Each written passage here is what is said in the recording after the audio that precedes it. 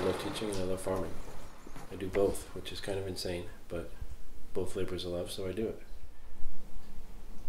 You know, after everything, I have 152 acres. I have almost never voted for a candidate I actually liked. But in terms of the combination of my beliefs of, you know, aspects of libertarianism, aspects of socialism, trying to be thoughtful about things, I don't know how typical that is. I loathe the Republican Party and despise the Democratic Party as a rule because of the policies they pursue. You know, we're living in a situation where there's been a 30-odd year campaign to discredit government ever since Reagan because of ideological agendas, not because government didn't work. Government actually does work when it gets the resources and when it gets the appropriate respect, you might say.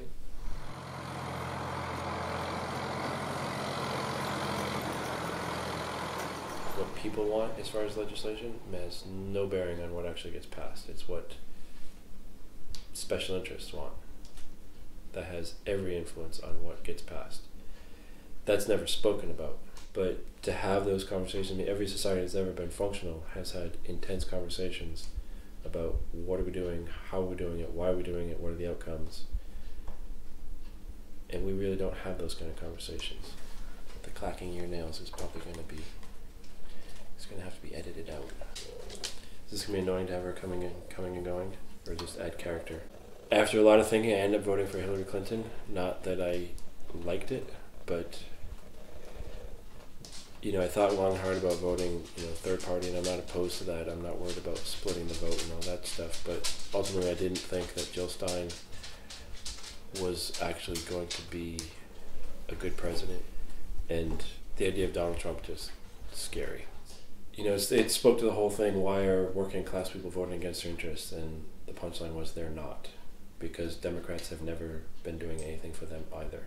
And you know, Republicans at least speak in ways that we're going to bring back coal jobs, and that's something you can attach to. Whereas a lot of if you listen to a lot of Democratic rhetoric, it's like, well, these are economic changes, and it's kind of like weather. You just have to adjust to it, which that's actually a pretty callous thing to say to somebody who has worked really hard all their life and seen their livelihood just sent down the river. You know, I have very interesting relationship with Bernie Sanders. I think he's a terrible listener. I've seen that in some of the town meetings he's run.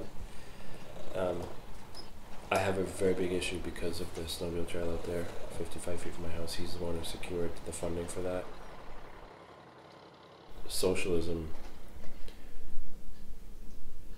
takes a lot of work to mesh with a materialistic culture because you have to accept limits, and some people, it's a very adolescent attitude to say, I don't accept any limits on what I can do or the amount of wealth that I can create for myself or accrue to myself.